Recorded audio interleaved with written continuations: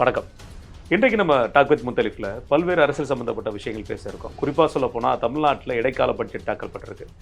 இது என்னன்னா, இதுதான் கடைசி திமுகவோட பட்ஜெட். இந்த 5 ஆண்டு காலத்தில் பல்வேறு விஷயங்கள் பேசியிருக்காங்க. அதை தொடர்ந்து அதிமுக சார்பாக இந்த பட்ஜெட் கூட்டத்தொடரை காது குத்து திருவிழா அப்படிங்கிற மாதிரி கிண்டல் செய்து கேலி செய்து இன்னைக்கு பண்ணியிருக்காங்க. அது மட்டும் இல்லாமல் காங்கிரஸோட மீண்டும் ஒரு சின்ன சின்ன சச்சரவு, மேலிட பொறுப்பாளர்கள் சில விஷயங்களை பேசியிருக்காங்க சொல்லப்படுது. விஜய் அவர்கள் விஷயத்தில் ஒரு சுறுசுறுப்பான விறுவிறுப்பான மேட்டர் இருக்குது. இந்த மாதிரி பல்வேறு விஷயங்கள் நம்ம பேச இருக்கோம். அதுக்கு முன்னாடி சப்ஸ்கிரைப் பண்ணாதவங்க சப்ஸ்கிரைப் பண்ணி பாருங்கள். உங்கள் ஃப்ரெண்ட்ஸ்கிட்ட சொல்லுங்கள், ஷேர் பண்ணுங்கள், கமெண்ட் பண்ணுங்கள். சில கேள்விகள் நீங்கள் கேட்குறீங்க, அது இதுக்கு முந்தைய எபிசோடில் கேட்ட கேள்விகளுக்கு இருக்குது. ஆனால் நல்ல கேள்விகள், அதாவது இத்தனைக்கும் வரலாறு சம்மந்தப்பட்ட கேள்விகள் கேட்டால் கூட நாங்கள் பதில் சொல்ல தயாராக இருக்கோம். அது இந்த வாரம் சனிக்கிழமை பழைய கேள்விகளுக்கும் புதுசாக வரக்கூடிய கேள்விகளுக்கும் நேரத்தை பொறுத்து அதுக்கேற்ற மாதிரி பதில் வரும்.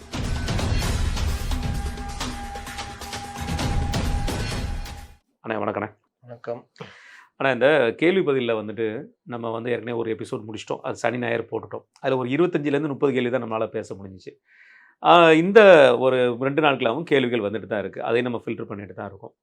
சில கேள்விகள் வரலாறு சம்மந்தப்பட்ட கேள்விகளும் இருக்குது. அதில் முந்தைய எபிசோடில் நம்ம பார்த்ததுலேயுமே சில கேள்விகள் பெண்டிங் இருக்குது. உங்கள் சைடில் இந்த கேள்வியில் நான் விறுவிறுப்பாக எதிர்பார்க்குற மாதிரி நீங்கள் எதிர்பார்க்குற கேள்வி எது இருந்தால் கூட மக்கள்கிட்ட சொன்னீங்கன்னா அவங்க போடுறது வாய்ப்பு இருக்கலாம். சப்ஸ்கிரைபர்ஸ் கேள்வியை நானே சொல்லி இல்லை, இது சம்மந்தப்பட்ட கேள்வி கேட்டிங்கன்னா உங்களுக்குமே ஒரு இப்போ ஏன்டா இந்த கேள்வியெல்லாம் கேட்க மாட்டிருக்கீங்கன்னு சில விஷயங்கள்லாம் தோணும்லண்ணே. ஏன்னா நிறைய ஆர்வத்தோட நம்மளை வரவேற்கிற விதம் ரொம்ப அருமையாக இருக்குண்ணே. இன்னைக்கு யங்ஸ்டர்ஸ் திமுக பல விஷயங்களில் இன்னைக்கு ஏதோ பெரிய சாதனையாளர் மாதிரி காமிச்சிக்கிறாங்க.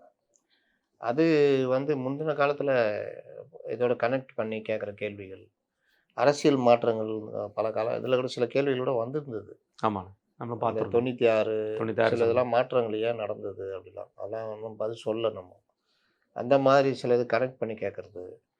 இதுக்கு முன்னாடி என்ன நடந்தது, காங்கிரஸ் 35% மேலே இருந்தவங்க இன்றைக்கி ஒன்றும் இல்லாமல் இருக்காங்க. இந்த மாதிரி கனெக்ட் பண்ணி கேட்டால் நமக்கும் கொஞ்சம் ஈஸியாக இருக்கும். இல்லை எது வேணாலும் கேட்கட்டும்ன்றேன். ரைட், எது வேணாலும் கேட்கட்டும், கண்டிப்பாக நம்ம தேடி தான் எடுத்து கொடுக்க போகிறோம். கொடுக்குற தகவலை 100% உண்மையானதுன்னு நான் சொல்ல முடியாது. பெரும்பாலும் நான் உண்மையாக இருக்க தான் ட்ரை பண்ணுவோம். ஆனால் சார்பின்மை இல்லாமல் இருக்கும், அதான் மெயின். அதுதானே இன்னைக்கு முக்கியமானதுண்ணே. ரைட்ண்ணே. தமிழ்நாட்டோட இடைக்கால பட்ஜெட்ண்ணே தாக்கல் பண்ணியாச்சு. வழக்கம் போல் நம்ம மத்திய பட்ஜெட்டில் ஒரு ஆளுக்கு சொல்லுவாங்க, திருக்குறளோடு ஆரம்பித்தாங்க, இந்த திருக்குறள் இல்லாமல் ஆரம்பிச்சிட்டாங்க அப்படி குற்றச்சாட்டு சொல்கிற மாதிரி. இவங்க ஆரம்பிச்சாங்களா? இவங்க திருக்குறள் சொல்லிட்டாங்கண்ணே. அவங்க விட்டதுனால இவங்க சொல்லிட்டாங்க. ஆனால் வழக்கம் போல் தமிழ்நாடு பட்ஜெட்டில் ஒரு விஷயம் இருக்குண்ணே, மாற்றாந்தாய் மனப்பான்மையோடு மத்திய அரசு நடத்துகிறது. அதோடு ஆரம்பித்த பட்ஜெட் இது. புலம்பல் தானே, புலம்பல் தான் வேலை. ஆமாம், இதில் பல்வேறு துறைகளில் நிதி ஒதுக்கீடு பண்ணியிருக்கிறாங்க, இடைக்கால பட்ஜெட் தாக்கல் பண்ணியிருக்காங்க. இதில் சில விஷயங்கள் நமக்கு கருத்து வேறுபாடுகள் நமக்கே தெரியுது. என்ன பண்ணியிருக்காங்கன்னு நம்ம போக பார்க்க இருக்கிறோம். அதில் குறிப்பாக சொல்ல போனால் கடன் 10 லட்சம் கோடியை தாண்டிடுச்சு. இந்த வருடமும் 1,72,000 கோடி ரூபாய் வரைக்கும் வாங்கறதுக்கு வாய்ப்பு இருக்குங்கிற மாதிரி உத்தேச பட்டியலும் கொடுத்துருக்காங்க. இந்த கடன் முதல்ல எப்படி பார்க்குறீங்க? அதாவது மாற்றாந்தாய் மனப்பான்மையிலேருந்து வர்றேன். மாற்றாந்தாய் மனப்பான்மையோடு அணுகிறாங்கன்னா, ஒரு வீட்டில் மாற்றாந்தாய் ஒரு தாயாகவே நினைக்கலாம் நடந்தா அது மகன் கையிலையும் அதுக்கான குழந்தைகள் கையிலையும் அதுக்கான பங்கு இருக்கு. நீயும் அம்மாவா ஏற்றுக்கணும்ல, ஏற்றுக்கிட்டா தான் அவங்களும் அவனை மகனாக ஏற்றுக்குவாங்க. சில ஃபேமிலியில் பார்க்கலாம், பெரிய மூத்த தாரத்து பையன் மூத்தார் இறந்த பிறகு கல்யாணம் பண்ணியிருப்பாங்க, சித்தி வந்திருப்பாங்க. அது சித்தியான்ற மாதிரி இதே இல்லாமல் அம்மா பையனாகவே இருப்பாங்க. அந்த மாதிரி இருக்குது. அந்த மாதிரி நீங்கள் மத்திய அரசோட இணக்கமாக போகிற விஷயங்கள் இணக்கமாகவும் காரியம் சாதிக்கிற விஷயத்தில் காரியம் சாதிக்கிறதும் இந்த மாதிரிலாம் பண்ணால் ஓகே. ஜிஎஸ்டி கவுன்சிலில் போய் உக்காந்து பாதியாக குறைச்சிக்கலான்னு பேசிட்டு வெளியில் மத்திய அரசு வஞ்சிக்கிறது, ஜிஎஸ்டி பாதியாக குறைத்து எங்களெல்லாம் கேட்கலன்னு சொன்னால் அது அயோக்கியத்தனம் தானே. ஆமாம். அப்போ அதை போட்டு தோல் உரிக்க தானே செய்வாங்க. இந்த மாதிரி 1-2 கல்விக்கு நிதி ஒதுக்குறேன்றீங்க, கல்விக்கு ஒதுக்கலையா? இல்லாட்டி இந்த புதிய கல்விக் கொள்கையில் அந்த ஸ்கீமில் நீங்கள் கேட்ட தொகை கொடுக்கலையா? 100 நாள் வேலை வாய்ப்பை 150 நாளாக 125 நாளாக மாற்றுவேன்னு சொல்கிறாங்க, நல்ல விஷயம். அதில் உங்களுக்கான 40% 60%ன்னு சொல்கிறாங்க. அப்போ முன்ன 90% கொடுத்துருந்தாங்க. 90% கொடுத்தப்போ 100 நாள் வேலை வாய்ப்பு திட்டத்தை நீங்கள் எப்படி பயன்படுத்துனீங்க? நீங்கள் இப்போ உங்களுடைய தேர்தல் அறிக்கையிலேயே 150 நாள் ஆக்குவோன்னு சொன்னீங்களே, அதை பண்ணீங்களா? இந்த மாதிரி விஷயங்கள் பல இது இருக்குல்ல. இப்போ ஜல்ஜீவனுக்கு 3500 கோடி நிதி கொடுக்கல, 3700 கோடி ரூபா கொடுக்கலன்றீங்க. ஆனால் உண்மை என்னன்னு உள்ளே போய் பார்த்தா என்ன வரும்? பல மாநிலங்கள் 7 மாநிலங்கள்ன்றாங்க, தமிழ்நாடு உட்பட திட்டத்தை முறையாக அமல்படுத்தலை. அதுக்கு அபராதமே போட்டிருக்காங்க. ஆ. பேப்பர்ல பைப் கனெக்ஷன் இருக்குல்ல, இந்த நீர். திட்டங்கள்ல. அந்த பைப்லாம் பேப்பர்ல இருக்குது. பைப்பை காணோன்ற மாதிரி அதுலயும் செட்டு போட்டாங்க நம்ம ஆளு. கிணத்த காணும் கதையாக தான் இருக்கு அப்படின்ற மாதிரி குற்றச்சாட்டுகள்லாம் வைக்கப்படுது. அப்போ அந்த மாதிரி விஷயங்கள்ல சரி பண்ணுறது இவங்க ஒரு திட்டம் மத்திய அரசு ஸ்கீம் கொண்டு வருது. இதோ இப்போ மகளிர் உரிமை தொகைக்கு 10,000 கோடி ரூபா ஆயிருக்குதா? எவ்வளோ ஆமா. சொல்லலாம்? 6,500 கோடினாங்க. இன்னைக்கு 10,500 கோடி ரூபா செலவு. 6,500 எப்படி 4,000 கோடி எக்ஸ்ட்ரா எக்ஸ்ட்ரா ஆச்சுன்னு தெரியல.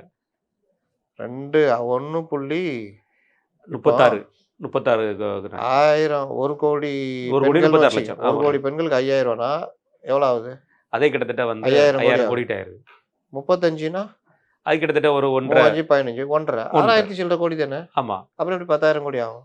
அந்த 2000 சேர்த்து கூட கணக்கெடுத்து பார்த்தாலே அவ்வளவுதான் வருது. கிட்டத்தட்ட 8000 கோடி. அதானுங்க 5,000. அத 8000 கோடின்னு வச்சு கொடுமே. 8,000 கோடி எப்படிங்க வரும்? அதுமே 5, 15 ஆமா. 5, 25 2 அப்போ 15னா 17,500. ஆமா. அப்போ 1,750. 1750. இது ஒரு 5,000. 6750. 6,750 கோடி. இது 10,860 கோடின்னு சொல்லி சட்டப்பேரவையில் வாசிக்கிறாங்க. அதான் எப்படின்னு கேட்குறேன். இந்த வருஷம் பூரா இதுக்கு சொல்றாரா? பட்ஜெட்டுக்கும் இந்த இடைக்கால பட்ஜெட் நடுவில் சொல்றாரா? என்ன கணக்குனே தெரியல. ஏன்னா பட்ஜெட்ல இருந்து இப்ப தாக்கல் பண்றது மே மாசம் வரைக்கும் தானே இது கணக்கு. அதுக்கப்புறம் ஜூன் மாசம் பதவியேற்கிற அரசாங்கம் தானே அந்த பட்ஜெட்டை தாக்கல் பண்ணுவாங்க. இல்ல. அப்ப இது கொடுக்கப்பட்டது தானே சொல்லியிருக்காரு அவரு. கொடுக்கப்பட்டது இல்ல வரதுக்கான நிதி இது கேட்கறாரா? எப்படி கேட்கறா? எனக்கு ஒன்றும் புரியலையே. இது கொடுக்கப்பட்ட அமௌண்ட் தான் இதை சொல்லியிருக்காரு. வாசிச்சது வந்து கொடுக்கப்பட்ட அமௌண்ட் 10,800 கோடி ரூபாய் நம்ம கொடுத்துருக்கோம். அது எப்படி நம்ம சமாளிச்சோம் அப்படிங்கிறதுனா இந்த மாதிரி வருவாய் வரக்கூடிய போன பட்ஜெட்டுக்கும் இப்போதுக்கும் உள்ள இடைவெளியில் கொடுத்ததை சொல்றாரா? போன பட்ஜெட் போட்டாங்கல்ல. அப்படி பார்த்தாலுமே இதுலயே வந்து 6,000 கோடி ரூபாய் முடிஞ்சுன்னா அப்போ மொத்தமே 3,000 கோடி தான் கொடுத்துருக்காங்களா? அப்போ 2 மாசம் கணக்கு தானே வரும். அதான் கேட்குறேன். அப்போ 2 மாசம் கணக்கு தானே வரும். அப்படி பார்த்தா இவங்க சொல்றது என்னன்னா இந்த ஜனவரிலேருந்து இது வரைக்கும் சொல்ல வாய்ப்பு இருக்கலாம். மேபி 1 கோடி 2 மாசம் கொடுத்துருப்பாங்களாண்ணே. ஒரு வருஷத்துக்கு ஒரு மாசத்துக்கு வந்து நமக்கு கணக்கெடுத்து பார்த்தா உங்களுக்கு பட்ஜெட்ன்றது இந்த பட்ஜெட் அடுத்த பட்ஜெட் தானே கணக்கு. ஃபினான்ஷியல் இயர் அதுதான் ஃபினான்ஷியல் தான் கணக்கு. அதுலேயும் கணக்கு இல்லை. இப்போ ஒரு பெரிய குழப்பம் நம்ம எல்லாருக்குமே வரக்கூடிய விஷயமா இருக்கு. அது ஒன்று. இதுலேயே என்ன சொல்லியிருக்காங்க? வேறு இதுல இருந்து பயன்படுத்தாத நிதியா? பயன்படுத்தாத நிதி, வளர்ச்சி சாரா நிதியிலேருந்து 5,000 கோடி ரூபா நாங்கள் அதுக்கு எடுத்திருக்கோம். 5,500 கோடி ரூபா நம்ம இதுலேருந்து எடுத்து ஒதுக்கீடு பண்ணியிருக்கோம். மட்டப்படுத்தப்பட்டுள்ளதுங்கிற மாதிரி பேரில் ஒரு குற்றச்சாட்டு வந்தது இல்லை, அந்த பட்டியலின மக்களுக்கான ஒதுக்கப்பட்ட நிதியில பண்ணல அப்படிங்கிற மாதிரி. அதை அடுத்த வருஷத்துக்கு கேரி ஆன் பண்ணணும். முறையா பயன்படுத்தல. இந்த வருஷம் பண்ணலன்னா அடுத்த வருஷம் 300 கோடி ரூபா மிச்சம் இருக்குது.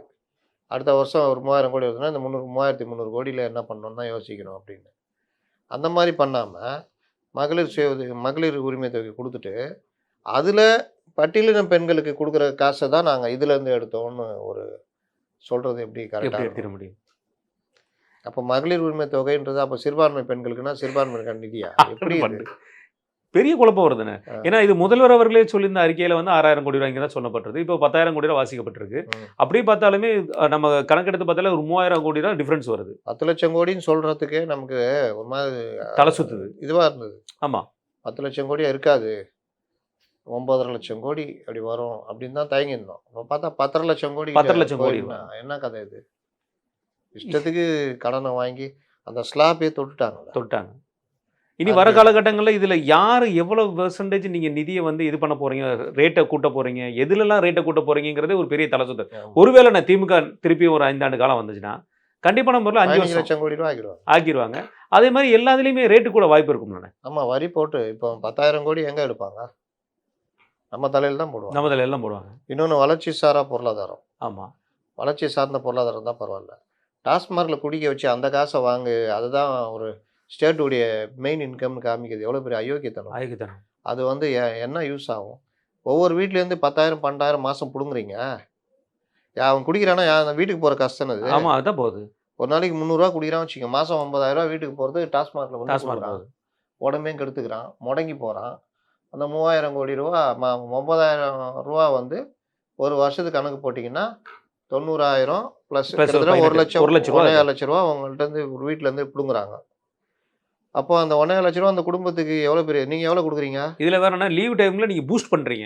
நாளைக்கு லீவுப்பா, பொங்கல் அன்னைக்கு பூஸ்ட் பண்ணுறீங்க, பொங்கல் அன்னைக்கு அடிடாடி. அது இல்லாமல் கூடுதல் விலை கொடுத்து வாங்குறது தனி. பாட்டிலுக்கு 10 ரூபா கொடுக்குறதுலேருந்து கூடுதல் வாங்குறதுலாம் தனி. காலையில் வாங்கினா 30 ரூபா 40 ரூபா எக்ஸ்ட்ரா வச்சு வைக்கிறதுலாம் தனி. கண்டிப்பாக. அப்போ இந்த மாதிரி ஒரு குடும்பத்தில் ஒரு 1,4 லட்ச ரூபா மாதம் செலவாகுதுன்னா நீங்கள் எவ்வளோ கொடுக்குறீங்க? வருஷத்தோட செலவு 12,000 ரூபா தானே கொடுக்குறீங்க. 12,000 உரிமை தொகை. சரி, பிள்ளைங்களுக்கு 1,000 ரூபா கொடுக்குறீங்க, அது ஒரு 12,000 வச்சுக்கோங்க. பையங்களுக்கு ஒரு 1000 ரூபா. ஒரு 1000 பண்ண 36,000 ரூபா கொடுத்துட்டு 4 மடங்கு பிடுங்குறீங்களே, அதுக்கு என்ன செய்யறது? இது வளர்ச்சியா? இந்த ஒரு ஒரு தலைமுறை அடுத்த தலைமுறை மோசமா போதை பழக்கத்துக்குள்ள போதே. ஆமா. அவங்கள மீட்கிறதுக்கு 25 கோடி ரூபா போதை போகுது. மீட்பு இதுவா. பிரச்சாரத்துக்கு என்ன பண்ணீங்க? மதுவிலக்கு அமலாக்கத்துறை அது என்ன பண்ணுது? அது துறையே தடுக்கிறது தான் வேலை. அது வேலையை சரக்கு விற்கிறத வேலையை தான் பண்ணுது தவிர, பண்றீங்க. மதுவிலக்கு அமல் துறைன்றது மதுவிலக்கை அமல்படுத்துறது. எவ்வளோ கடைங்க மூடுனீங்க இந்த 5 வருஷத்துல லாஸ்ட் பட்ஜெட்டு? இல்ல அதை விட இந்த 5 வருஷத்துல எவ்வளவு F2 ஓபன் பண்ணிருக்கீங்கன்னு பாப்போம். ம். அதாவது நீங்க டாஸ்மார்க் கூட மூடுறது அது ஒரு பக்கம் விமர்சன பொருளா இருந்தா, ஏன் இவ்வளவு F2? ஒரு பார் வித் ரெஸ்டாரண்ட்ங்கிற ஒரு கலாச்சாரமே இல்லாததை இன்னைக்கு பல இடங்கள் நம்ம பார்க்குறோம். ம். அந்த கலாச்சாரத்தை இன்னைக்கு குழந்தைகள் முன்னாடியே அந்த விஷயம் நடக்கும்போது அது ஆட்டோமேட்டிக்கா அது எங்க கொண்டு போய் சேர்க்கறது? இப்போ உங்களுக்கு டாஸ்மார்க்ல போய் சரக்கு வாங்க முடியாதவன் அங்கே போய் உட்காந்துட்டு ரகசியமாக குடிச்சிட்டு வருவாங்களா? ஒரு மாணவன் ஆமா. குடிக்கிறது வாய்ப்பு இருக்குல்ல? எந்த தடையும் கிடையாது. இதுக்கு இல்லை. இன்னொன்று சில விஷயங்கள் இப்போ இடி ரைடில் சட்டவிரோத பார்கள் பற்றி பெரிய இதுவே இருக்குது. அது மிகப்பெரிய ஒரு சப்ஜெக்ட்னு. அதை எடுத்து பேசணும்னா நேரம் தான் காணாது நமக்கு. இப்போ அதில் வந்துக்கிட்டு நீங்கள் தடை தான் வாங்கி வச்சுருக்கீங்க. தடை கூட இப்போ இல்லை. ஆமா. அந்த தீர்ப்பு வந்தோன்னா நீங்கள் முடிவு பண்ணீங்கன்ற மாதிரி நிற்கிது. அப்போ நீங்கள் வந்து ரொம்ப யோகியர்கள் ஆகிடுவீங்களா? நிறுத்தி வச்சுருக்கீங்க அவ்வளோதான். ஆமா. அப்போ FL2லேருந்து பல விஷயங்கள் யாரை பாதிக்குது? மாற்று பொருளாதாரத்துக்கு என்ன யோசிச்சிங்க? எதுவுமே இல்லை. அது ஒன்று இருக்குல்ல. அப்புறம் என்ன சொன்னீங்க? உணவு பாதுகாப்புத்துறைக்கு 17,068 கோடிங்க. இதோட வேலை என்னன்னு எனக்கு அதுதான் ஒரு பெரிய 3 வேளாண் சட்டங்கள் தான். 3 வேளாண் சட்டங்களில் பிரதான இது வந்து உணவுப் பொருள் சேமிப்பு கிடங்கு. அதுலயும் நம்ம குறிப்பிட்டு சொல்லிடுறேன். மத்திய அரசாங்கத்தில் கொண்டு வரப்பட்ட வேளாண் சட்டங்கள், வாபஸ் வாங்க வைக்கப்பட்ட வேளாண் சட்டங்கள். அப்போ தனியாருக்கு போகுது. அதுன்னு இன்னைக்கு குளிர்சாதன கிடங்குகள், மற்ற இது கட்டுறது, உணவுப் பொருள் பதப்படுத்துதல், அப்புறம் மக்களுக்கு சிறந்த முறையில் கிடைக்கும். இதெல்லாம் யார் கண்காணிக்கிறது? இந்த 17,000 கோடி ரூபா இதுக்கு தான் செலவிடப்படுதான்னு இன்னும் யாருக்கு தெரியும்? நீங்கள் உங்கள் லட்சணத்தை தான் பார்த்தோமே. அந்த இருபோக விளைச்சல் இருபோகமான ஒன்று அறுவடைக்கு அப்புறம் இருக்கிற விஷயம். அறுவடைக்கு பிறகு அதுக்கு தான் அந்த உணவு பாதுகாப்பு அந்த ஒதுக்குற நிதி. ஆனால் நெல் கொள்முதல் நிலையங்களில் இது வழக்கமாக திறக்கிறது கூட திறக்காமல் விட்டு அவன் ரோட்டில் கொட்டி வச்சு அது லாஸ்ட்டில் அது மழையில் நனைஞ்சி சிலர் அறுவடை பண்ணி கொண்டு வரதுக்கு இதெல்லாம் போன அப்புறம் தான் நம்ம அறுவடை பண்ண முடியும். வச்ச இது வயல்லையே மழை பெஞ்சு நீர் தேங்கி அழிஞ்சு போனது. இப்போ தண்ணி திறக்காமல் அழிஞ்சு போயிருக்கிற விஷயங்கள். தண்ணி திறக்காமல். அப்போ இந்த மாதிரி எந்த வித திட்டமிடாலும் இதுக்கு ஒரு தனி பட்ஜெட்டு. ஐயா ராம்தாஸ் கேட்டார்னு பட்ஜெட் போடுறேன்னு பெருமை பேத்திட்டாங்க. அதுக்கு ஒரு துறை அமைச்சர் இந்த இது வந்து இந்த மாதிரி தான் போய்கிட்டு இருக்குது. இல்லைண்ணா, இந்த வேளாண் சட்டம் கொண்டு வரும்போது திமுக எதிர்க்கட்சியாக இருந்துச்சு. அப்போ ஒரே ஆர்ப்பாட்டம் போராட்டம் பண்ணி இந்த வேளாண் சட்டத்தில் உள்ள எல்லாத்தையும் பண்ணிட்டாங்க. ஆனால் ஒன்று மட்டும் தெளிவாக தெரியுதுண்ணே, அதாவது புதிய கல்விக் கொள்கையிலிருந்து பாதி விஷயங்கள் எடுத்து இவங்க ஒரு கல்விக் கொள்கை. அப்போ ஐடியா அவங்களுக்குள்ளது அடாப்ட் பண்ணிட்டு நாங்கள் கல்விகள்னு பாதி விஷயம் இல்லை, 90% இருக்கிறது. நேஷனல் எஜுகேஷன் பாலிசிலேருந்து இவங்க எடுத்து கொண்டு வந்திருக்கிற விஷயங்கள். இதை தாண்டினேன் இதை பெருசாக பேசப்படுற விஷயங்கள் ஒவ்வொரு ஒதுக்கீடு, அதில் குறிப்பாக சொல்ல போனால் வந்து பார்த்திங்கன்னா வழக்கம் போல் பொதுப்பணித்துறை ஒதுக்கீட்டுலேருந்து எல்லா ஒதுக்கீடும் பண்ணியிருக்காங்க. இடையில ஒரு ரீசெண்டாக ஒரு விஷயம் ஒரு கம்ப்ளைண்ட், பெரிய கம்ப்ளைண்ட் திமுக அரசாங்கத்து மேலே என்ன, கிட்டத்தட்ட ஒரு 4,200 கோடி ரூபா மதிப்பான டெண்டரை இமிடியேட்டாக விட்டுருக்காங்க அப்படிங்கிற ஒரு விஷயம் மிகப்பெரிய பொருளாக பேசப்படுது. அதுக்கு காரணம் நேற்று 50 சுரங்கங்களை வந்து ஏலம் விட்டுருக்காங்கிற ஒரு விஷயத்தையும் அன்புமணி அவர்கள் வந்து குறிப்பிட்டு சொல்லியிருக்கிறாங்க. இப்போ எலெக்ஷன் வரப்போகுது, இந்த நேரத்தில் இப்படி ஒரு விஷயத்த பண்ணியிருக்காங்கன்னா இது கான்ட்ராக்ட்காரங்களுக்கும் நாளைக்கு வேறு ஆட்சி மாறினா அவங்களுக்கும் ஒரு பிரச்சனை இருக்குது. அவங்களுக்கு 2 பிரச்சனை, இங்கேயும் அங்கேயும். அப்போ மக்களுக்கு எந்த வகையில் இது பயம் பெறும்? அவ்வளோதான். 100 ரூபா வேலை இடத்துல அவன் வர லாபத்தை இங்கேயே கொடுத்துட்டு வர்றவர் அதெல்லாம் எனக்கு தெரியாது, இந்த ஆட்சியில் இப்படி தான் அப்படின்னா அங்கேயும் கொடுத்தா அந்த செலவு என்ன ஆகும்? 100 ரூபா வேலை 30 ரூபா வேலையாக சுருங்கி போயிடும். ஆமாம். அப்போ 100 ரூபா செலவுக்குன்னு ஒதுங்கின காசு எல்லாருக்கும் போக 30 ரூபான்னா எத்தனை மூட்டை மணல் கலப்பாங்க சிமெண்ட்டுக்கு? ஒரு இது நடந்ததுல்ல. ஆமாம். இடிஞ்சு உங்கள் ஆட்சி வந்த புதுசில் நடந்தது. இடிஞ்சு போய் அதே கம்பெனி மறுபடியும் டெண்டர் கொடுத்தீங்க. அவன் மேலே என்ன குற்றச்சாட்டு? 5 மூட்டை ஒரு மூட்டை சிமெண்ட்டுக்கு 5 மூட்டை மணல் கலக்கிறதுக்கு 15 மூட்டை மணல் ஏதோ கலந்துட்டாங்க. அதனாச்சு இந்த மாவீரம் படம் மாதிரி பேட்ச் மண்ணால் பிச்சுக்கிட்டு வர்றதெல்லாம் நடந்தது. இப்போ ஒரு பூங்கா ஒன்று திறந்தாங்கன்னு அந்த ராஜேஷ் மாவட்ட செயலாளர் போய் பண்ணுறாரு, எல்லாம் ஆடுது, இப்படி சின்ன பசங்களே ஆடுது. ஏன்னா அமைச்சர் அவர்கள் ஏவாவையில் அவர் இருக்கும்போது நின்றுட்டு இருக்கும்போதே அப்படியே பேட்ச் ஒரு கலண்டு கீழே கலெக்டர் கீழே போனார். அப்போ இதை போய் பார்த்து எடுத்து போடுறவங்க மேலே வழக்கு போடுறது, ராஜேஷ் மேலே வழக்கு சொத்தை சேதப்படுத்துறாங்க. மணலை பிடிச்சி அந்த மணலை கொண்டு வந்து வச்சிருக்க மேலே மணலை பதுக்கி வச்சுக்கிறதா வழக்கு கரூர் ஆமாம் விஜயபாஸ்கர் அவர்கள் பேர். அந்த இல்லை அதில் வந்து அந்த எம்சிஆர்எஸ் 23ஆம் புலிகேசியில் அவர் வடிவேல கட்டிப்பட்டிருக்கும்போது நான் தான் இதை செஞ்சேன்னு படுபாவி இதை சொல்லக்கூடாதா அப்படின்னு தெரியாம இவ்வளவு நாள் அது பண்ணேன்னு அந்த சைனா அந்த மாதிரி தான் அவர் போய் எடுத்துட்டு வந்திருக்காரு. அதுக்கு அவர் மேல வழக்கு போட்டு அது குழந்தையில கூட்டு போய் தான் பண்ணி இவ்வளவு பேசுறாங்களா. இப்ப ஒரு பாலம் அடிச்சிட்டு போச்சுல்ல. ஆமா திருவண்ணாமலை வந்து இதுல வச்சு இன்னைக்கும் பல பாலங்கள் நம்ம இதுல அப்படியே 50 வருஷம் 100 வருஷம் இருக்கு. 110 வருஷமா தாமிரபரணி ஆற்று பாலம் ஒரு தனியார் கட்டினது. ஆமா ஒரு சுதந்திர போராட்ட வீரர் கட்டினது. 110 வருஷமா இருக்கு. அப்படியே இருக்கு. நான் இந்த அன்சங் ஃப்ரீடம் ஃபைட்டர்ஸ் படிக்கும் போது அதுல ஒருத்தர் அந்த பாலத்தை கட்டியிருக்காரு சொந்த காசுல. அந்த பாலம் இன்னைக்கும் இருக்குது. 110 வருஷம். என்னாச்சு பாருங்க. 110 நாள் கூட இல்லை பாலம் அடிச்சு போய் அதுல வேற பல கதைகள் வேற நீங்க சொல்றீங்க. அது என்ன ஆச்சு? அது மேல விசாரணை கமிஷனோ இல்லை ஏதாவது நடந்ததா? ஒண்ணுமே இல்லை. அது மேல வெள்ளத்து மேல பழி போட்டாங்க. இவ்வளவுக்கு தான் வந்தா வெள்ளம் வந்தா அடிச்சுட்டு போகாம கட்டுறதானே பாலம். அது இவ்வளவு சென்டிமீட்டர் வந்தா தானே எங்களால் பண்ண முடியும். அதுக்கு மேல முடியலண்ணே அப்படிங்கிற மாதிரி சொல்லிட்டாங்க. அதுதான் எத்தனை இது இருந்தாலும் தாங்குற மாதிரி. இப்போ அணை கட்டுறீங்க, இவ்வளவுதான் வந்தான்ற கணக்கு இருக்கா? 1 லட்சம் கன அடி வந்தது இந்த செம்பரம்பாக்கம் ஏரி. அந்த இதுல வந்து அப்போ அடிச்சுட்டு புடிச்சிட்டு வந்திருந்தா சென்னை நான் இருக்கும். சென்னை திருவள்ளூர் எங்கே எல்லாமே மொத்தமாக காலியாக இருக்கும். அப்போ திறந்து விடுறது இந்த மாதிரி விஷயங்களுக்கு தாங்குற அளவு இருக்கிறனால தானே கல்லணை இன்னைக்கும் இருக்குல்ல இருக்கு. அந்த தன்மைகளை பார்க்க முடியல. ரெண்டாவது இதை தொடர்ந்து வழக்கம் போல் வந்து அந்த லேப்டாப் விஷயங்களை பற்றி பேசியிருக்காரு. தமிழ் வளர்ச்சித்துறைக்காக நிதி ஒதுக்கீடு அதில் வந்து ஒரு 10 கோடி ரூபா வந்து அயல்நாட்டு தமிழர்களுக்கு வந்து டீச் பண்ணுறதுக்காக அங்கே உள்ள குழந்தைகளுக்கு தமிழ் கற்றுக் கொடுப்பதற்காக ஒரு 10 கோடி ரூபா ஒதுக்கிறதா சொல்லப்படுது. இங்கே தங்கிலீஷில் எழுதினுக்கிறான். இந்த ஐடி விங்கில் இருக்கிறவங்களாம் தங்கிலீஷில் திட்டுனுக்கிறான். அவனுக்கு ஏதாவது தமிழ் கற்றுக் கொடுத்து தமிழ்லையா திட்டுவான். சந்தோஷமா இருக்கு. என்ன திட்டானா படிக்க முடியலங்க. அவன் போடுறான், படிச்சு பார்த்தா அது என்னன்னு புரியல. தமிழை கூட எழுத்து கூட்டி படிச்சிடலாம் சொல்லி இதுல எதை கூட்டி இங்கிலீஷ்ல என்னதை கூட்டி பண்றான் அவன் இஷ்டத்துக்கு தானே டைப் பண்றான். ஆமா இதுல வேற டைப்பிங் கீபோர்ட்ஸும் அந்த மாதிரி மாறிடுச்சு. இவங்களால வந்து இங்க இந்தியாவில் தமிழ்நாட்டில் அதுக்கு விதமாக கீபோர்டும் மாறுது. நீங்க வேலைக்கு எடுக்கிறாங்கல்ல, அவனுக்கு தமிழ் தெரில. ஏய் அவர் ஒரு ட்வீட் போட்டிருக்காரு, அவர் போய் வண்டியாக திட்டுன்றான். இவனுக்கு தமிழ் தெரில. உடனே தங்கிலீஷில் அடிக்கிறான். இந்த இதை வந்து அவனுக்கு கொடுத்து ஏதோ தமிழ் அவன் கொடுக்குறதெல்லாம் தாவே கலக்கிறவனுக்கும் சேர்த்து கொடுக்க சொல்லுவேன். இந்த ஜான் ஆரோக்கியசாமி ஆட்கள் கொஞ்சம் பேர் இருக்கிறான். அவனும் என்ன திட்டுன்னு தெரில. எனக்கு அந்த வகையில் ஒரு சந்தோஷம். நீ திட்டினது புரிஞ்சாதான் வரும். நீ தான் தங்கிலீஷில் திட்டுனுங்கிறிய. தமிழ் வளர்க்குறாங்க கண்டிப்பாக. இதை தொடர்ந்து இன்னைக்கு காலையிலேருந்து பெருசாக பேசப்படும் பொருளாக இருந்தது மகளிருக்கும் மாணவர்களுக்கும் மிகப்பெரிய ஒரு மெகா அறிவிப்பு வர காத்திருக்கு அப்படின்னா வந்துச்சா? ஒன்றுமே வரலையானே. காது குத்து அது நம்ம இவங்க பண்ணது தான். ஏடிஎம்கே பண்ண பிரச்சாரம்.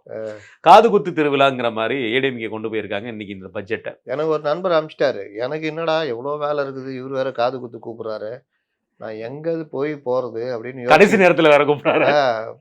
ரொம்ப இது. இப்போ ஒரு நெருங்கிய நண்பர் திருமணம் நடக்குது, போக முடியல, நகர முடியல. அப்போ என்னடா காது குத்து. இன்னொருத்தர் அதே மாதிரி கிரகப்பிரசம் கூப்பிட்டாப்புல. நான் கண்டிப்பாக வர்றேங்க, வாழ்த்துக்கள். ஆனால் முகூர்த்தனால உங்களால் வர முடியாது தெரியும், இருந்தாலும் கொஞ்சம் பாருங்கக்கா. ஐயோ எப்பா நீ ஏன் பாயிண்ட் எடுத்து கொடுக்குற. அந்த மாதிரி என்னடா இது காது குத்து, இதுக்கு எங்கடா போகிறதுன்னு ஓப்பன் பண்ணி பார்த்தா அந்த கான்செப்டில் பண்ணியிருக்காங்க. ஆமாம். அதை நான் என்ன கேட்குறேன், ஒரு ஏஐ வீடியோவாக போட்டு ஒரு நல்லா இது பண்ணியிருந்தேன். காங்கிரஸ் கூட முழிச்சிக்கிச்சிங்க. நிறைய வீடியோஸ் போடுறாங்க. தப்பா போட்டாலும் வரல, தைரியம் போடுறாங்க. தைரியமா போட்டு ஏஐ வீடியோ அது இதுன்னு போட்டு பண்ண. அவர் தலைவரே அப்படி தானே பேசுறாரு. ராகுல் காந்தி எதிர்கட்சி தலைவரே அப்படிதான் பேசுறாரு. அது மாதிரி இவங்களும் ஃபாலோ பண்ண ஆரம்பிச்சிட்டாங்க. இங்க பார்த்தா இல்லை அதில் வந்து ஒரு விஷயம் நல்லா இருந்துச்சுன்னு, அது வந்து அவங்க விளம்பரப்படுத்த முடியாத ஒரு சூழ்நிலை இருந்ததும் நம்ம அதை விமர்சனம் பண்ணாலும் மொய்யாக வந்து நீங்கள் இந்த வரிகளாக நீங்கள் கட்டலாம் அப்படிங்கிற ஒரு விஷயம். இந்த கான்செப்ட் எல்லாம் அது வேற சின்ன வரியில போட்டாங்க, போட்டுருந்தோம். கண்டிஷன் சப்ளை மாதிரி போட்டாங்க. நீங்கள் போஸ்டர்ஸ்லாம் அடித்து ஒட்டியிருந்தீங்கன்னா அது பரபரன்னு ஆகிட்டு இருக்கும். காது குத்து திருவிழா தவறாமல் வாருங்கள் அப்படி இப்படின்னு போட்டிருந்தா பெருசாக ரீச் ஆகும், பேசப்படும் பொருளாக மாறி இருந்திருக்கும். கண்டிப்பாக. எந்த சேனலில் அது கவர் பண்ணாங்களா? ஒன்றுமே கவர் பண்ண முடியும். ஜஸ்ட் 3 நிமிஷம் தானே, அவ்வளோதான். அது ஏன் அது கூட வந்து ஒரு சேனல் கவர் பண்ணுறதுக்கு எப்போ ஒரு கவலைப்படாதீங்க. அடுத்த மாதத்துலேருந்து எல்லாமே அப்படியே மாறும். அதிகாரிகள் மனநிலை மாறும், சேனல்கள் மனநிலை மாறும், எல்லாம் மாறும். இப்போ டிடிவி கூப்பிட்டு பேட்டி எடுக்கிறாங்கல்ல. ஆமாம். இப்போ அவர் சொல்கிறாருல்ல, விஜய் பிரிக்க போகிற வாக்குகள் நம்ம சொல்கிறதான் சொல்கிறாரு, சாதகமாக போகும். திமுகவுடைய வாக்குகளை தான் விஜய் பிரிக்க எடுக்க போகிறாரு. சாதகம் என்டிஏக்கு சாதகம், என்டிஏ சாதகமாக இருக்கும். இப்போ அதை பேசுகிற அளவுக்கு தைரியம் வருது இல்லை. ரொம்ப கேட்டேன்னு சொல்லுவாங்க, சார் நான் என்ன சார் பண்ணுறது, டிடிவி தான் சொன்னார், நான் எதுவும் சொல்லியா சார் அப்படின்னு மாற்றிக்குவாங்க. கண்டிப்பான இந்த ஜிஎஸ்டி வரி குறைப்பால் 9,500 கோடி ரூபா தான் லாஸ் அப்படிங்கிறத சொல்லி நம்ம கூட நம்ம நினச்சோம் 20,000 கோடி 30,000 கோடி 9,500 கோடி ரூபா தான் லாஸுங்கிறத சொல்லியிருக்காங்க. இதை வந்து இவங்க சட்டப்பேரவையில் இதை ஒரு மெயின் விஷயமா பேசப்படுறாரு. அப்போ சொல்லப்போனால் 9,500 கோடி ரூபா மக்களுக்கு லாபமாக பார்க்கப்பட வேண்டிய விஷயமா பார்க்கப்படலாம். அந்த 9,500 கோடி ரூபா லாஸ்னால எங்களுக்கு நிதி பற்றாக்குறை ஏற்பட்டிருக்குன்னு ஒரு குற்றச்சாட்டை வைக்கிறாங்க. இந்த ஜிஎஸ்டி வரி குறைப்புக்கு ஜிஎஸ்டி கவுன்சிலில் நேரடியாக ஃபினான்ஸ் மினிஸ்டர் தங்கந்தனரசு அவர்களே நேரடியாக கலந்துக்கிட்டு அகாடமிக் எல்லாருமே அவங்களோட அஃபிஷியல்ஸ் எல்லாருமே கலந்துக்கிட்டு ஒத்துக்கிட்ட ஒரு விஷயம் தான். அதை இன்னைக்கு ஒரு குற்றச்சாட்டை வந்து சட்டப்பேரவையில் சொல்கிறது எப்படி பார்க்குறீங்க? நீங்கள் அதை எப்படி சொல்லணும்? இன்னைக்கு நமக்கு பல்வேறு நிதி இழப்புகள் ஏற்பட்டிருக்கு. சமீபத்தில் நடந்த ஜிஎஸ்டி இதுலேயும் பாதியாக குறைச்சதில்ல இந்த மாதிரி மக்களுக்கு அது பயன்பட்டாலும் நமக்கு வந்து அது ஒரு வகையில் இழப்பு தான். அந்த இழப்பையும் ஈடுகட்டுற நிலைமையில் நம்ம இருக்கிறோம். அப்படி தானே சொல்லணும். ஆமாம், ஏதோ இவர்களுக்கு மத்திய அரசு வழக்கம் போல் வஞ்சித்து விட்டதாக அதையும் போடுறாங்க. இல்லைண்ணா, இதில் இன்னொரு பெரிய காமெடி என்னன்னா, அண்ணன் டிஆர்பி ராஜா அவர்கள் வந்து இந்த செயலாக்க மாநாடுன்னு சொல்லி ஒரு போன வாரம் தான் நடத்தினார். 80% நாங்கள் போட்ட எம்ஓயில் சக்ஸஸ் ஆகிடுச்சு, எல்லாம் முடிச்சிட்டோம், அதுக்கு காரணம் திராவிட நாயகனுடைய செயல்பாடு அப்படின்ட்டு பேசினார். அதையும் போட்டு ட்ரெண்ட் பண்ணாங்க. இன்றைக்கி சட்டப்பேரவையில் சொல்லும்போது 11,000 புரிந்துணர்வு ஒப்பந்தங்கள் நாங்கள் மேற்கொண்டுள்ளோம், 36 லட்சம் பேருக்கு வேலைவாய்ப்பு உருவாக்கி வைத்துள்ளோம், எல்லாமே லோம், ஜல்ஜீவன் பேப்பர் ஒர்க்கு எல்லாமே இந்த மாதிரி. நாங்கள் கட்சியில் இருக்கும்போது இந்த மேலேருந்து வந்து அவங்க சடங்கு பூர்வமாக கேட்பாங்க. இங்கேயும் என் கூட இருக்கிறவங்க சடங்கு பூர்வமாக பேச சொல்லுவாங்க. நம்ம நடந்தால் தான் சொல்லணுன்ற முடிவில் இருந்தோம். ஒரு கட்டத்தில் கட்சிக்கு ஆள் கொண்டு வருது இந்த மாதிரி விஷயம் என்னன்னா, ஒருத்தர் அடித்து ஊற்றி இருந்தார். அவரும் ரொம்ப சீரியஸாக குறிச்சிட்டு இருந்தார். மாவட்டத்தில் இருந்தவர் குறிச்சிட்டு இருந்தார். நான் பார்த்துட்டே இருந்தேன். திடீர்னு சொன்னேன், என் முறை வந்து நான் சொன்னேன், புதிய தமிழன் கட்சியில் இருந்தோம், இன்னும் சில கட்சிகள் இருந்தோம், ஒரு 150 இளைஞர்கள் மேற்பட்டவர்கள் நம்ம பகுதியில் இருக்கவங்க வரேன்றாங்க. அதற்கான ஒரு கூட்டம் ஏற்பாடு பண்ணி விரைவில் கட்சியில் இணைக்கிறதுக்கான வேலை பண்ணிகிட்டு இருக்கோம். டைஃபி மற்ற இதில் பகுதி செயலாளர் பேஜாராயிட்டார். என்னை பார்த்து என்னது அப்படின்னு அவர் கம்னுட்டார். அவர் சீரியஸாக குறிச்சிக்கிட்டார். முடிஞ்சோன்னு கேட்டார், ஏப்பா என்னப்பா திடீர்னு 150 பேர் போய் யாருக்குங்க தெரியும், யார் போகிறோம், அவர் வாட்டில் அடிச்சு விட்றாரு இன்னொருத்தர். அவர் சீரியஸாக குறிச்சிக்கிறாரு. பார்த்தேன், நானும் அடிச்சு விட்றேன். இவர் அடுத்த கூட்டத்தில் கேட்க போகிறாரு. இவர் போய் அங்கே ரிப்போர்ட் பண்ணுவார். அதை என்னன்னு ஃபாலோ பண்ணுவாங்களா? ஒன்றும் கிடையாது, எந்த விதமும் கிடையாது. நாளைக்கு நம்ம வண்டி ஓட்டினா தான் பொழப்புன்னு நம்ம நிலமை இருக்குது. அப்புறம் நான் எங்கேருந்து போய் 150 பேர் போய் கூட்டு வருது? கண்டிப்பாக இல்லை, கூட்டு வந்து வச்சு என்ன பண்ண போகிறீங்க? நெகட்டிவாக பேச போகிறீங்க. இந்தியா வேலையில்லா திண்டாட்டம் அது இதுன்னு பேச போகிறீங்க. அவன் ஓடியே போயிடுவான். நீங்கள் நெகட்டிவாக பேசுகிற ஃப்ரெண்டுங்கிட்ட யாருமே இருக்க மாட்டேன். ஒருத்தர் தான், அவன்கிட்ட நான் பழகிட்டே இருந்தேன். கொஞ்ச நாளில் எனக்கு டென்ஷனாகவே இருந்தது. ஒரு மாதிரி அந்த சில சமயம் இருக்கும் தெரியுமா, அப்படியே அறிக்கும். ஆனால் ஏன் என்ன பிரச்சனைன்னு நமக்கு தெரியாது. இல்லாட்டி சில சமயம் யாராவது டென்ஷன் பண்ணியிருப்பாங்க, அதுலேருந்து சிடுசிடுன்னு இருப்போம். ஏன் சிடுசிடுன்னு இருப்போம் நமக்கு தெரியாது. இல்லை ரோட்டில் யார்ட்டையா சண்டை போட்டு வந்திருப்போம், அந்த இது அப்படி இருந்துக்கிட்டே இருக்கும். அப்போ நம்மளை ரியலைஸ் பண்ணி இல்லை அந்த மேட்ரு அதை அங்கேயே விட்டு வரணும், இதை வந்து எல்லாத்துலேயும் தொடரக்கூடாதுன்னு கட் பண்ணிக்குவோம். அதில் பொதுவாகவே சொல்லுவாங்க, இந்த சைக்காலஜி விஷயங்கள்லாம் பேசும்போது இந்த பாசிட்டிவ் வேவ்ல இருந்து நம்மகிட்ட இருக்கிறத விட ஆப்போசிட்ல இருக்கிறது ரொம்ப முக்கியம். ஆனால் நம்ம அதை கொடுத்துட்டோம்னா ஆப்போசிட்ல ஈஸியாக கிடைக்குங்கிற ஒரு விஷயம். அதெல்லாம் சும்மா உருட்டு. நம்ம கொடுத்தா நம்ம வந்து பாசிட்டிவாக இருக்க பார்த்து அவ்வளோதான். மற்றபடி கொடுக்கறது எடுக்கிறதுலாம் கிடையாது. என்ன பிரச்சனை நான் யோசிக்கிறேன், ஏன் இப்படி ஆகுதுன்னு. அதுக்கப்புறம் தான் நானே கண்டுபிடிச்சேன். அது என்னன்னா, அந்த நண்பன் வந்து பேசும்போது அந்த இவரை பார்த்தேன், பைக் வாங்கியிருக்காப்புல, நல்லா இது நம்ம தான் வந்து பைக்கு ஒன்றும் இல்லாமல் நல்லா ஒரு பைக் இருந்தேன். இவர் பார்த்தா இவர் நல்லா ஆர்டர் கிடச்சிச்சு அவருக்கு, நல்லா இது நம்ம தான் ஒன்றும் இது அறியாமல் நம்மளுக்குள்ளே ஏறி ஒரு மாதிரி உறுத்தலாகவே நம்ம அவ்வளோதானோ ஒன்றும் இல்லையோ, அவன் நல்லா இருக்கான், அவன் நல்லா இதுதான் போயிட்டு இருக்கு. இந்த நெகட்டிவ் இது இருக்குல்ல, அது வந்து இல்லாமல் பார்த்துக்கிறது ரொம்ப முக்கியம். இதுதான் ஒரு மனுஷன் கரெக்டாக இருக்கணும்னா, நீங்கள் அதை சொன்னீங்கல்ல, நம்ம பாசிட்டிவ் கொடுக்கணும்னு. நம்ம நியூட்ரலாக இருந்தாலே நம்ம நிம்மதியாக இருப்போம். அதாவது கலங்கிய குட்டையில் மீன் பிடிக்க முடியாது. தெளிவான இதில் உங்களுக்கு எதுவுமே செய்ய முடியும். இது ஒரு உளவியல். கண்டிப்பான இது தொடர்ந்தானே இந்த பட்ஜெட்டை பொறுத்த வரைக்கும் என்னுடைய இது இறுதியாக இந்த பட்ஜெட் சம்மந்தப்பட்ட கேள்வியில் மிக முக்கியமான கேள்வி என்னென்னா, நிதி ஒதுக்கீடு ஒவ்வொரு துறைக்கும் ஒதுக்கீடு பண்ணுறதை நம்ம பார்த்துட்ருக்கோம். இதில் வந்து இந்த முறை வந்து பார்த்தீங்கன்னா 3வது மிக முக்கிய துறையாக சிறப்பு திட்ட செயலாக்கத்துறைக்கு 17,000 கோடி ரூபா ஒதுக்கீடு.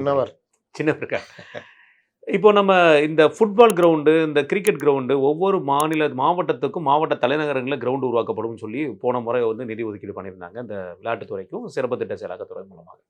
அதுவே இன்னும் பல இடங்களில் இடத்துக்கே இன்னும் வந்து அவங்க பர்ச்சேஸ் பண்ணல. அந்த நிதி என்ன ஆச்சுங்கிற ஒரு விஷயமும் நமக்கு தெரியல. இன்னொரு விஷயம் இருக்குது, இருக்கிற கிரவுண்டையும் தனியார் கையில் கொடுக்குறது. அதில் இன்னும் அவன் அதில் கிரிக்கெட் இது இந்த செயற்கை புல்லாம் உருவாக்கி அவன் ஃபீஸ் வசூலிக்கிறான். ஃபீஸ் நீங்க வசூலிக்கிறான். போங்க இங்க. இது பிஎன்சி மில்லு அங்க பக்கத்துலலாம் பெருசா இருக்கும்.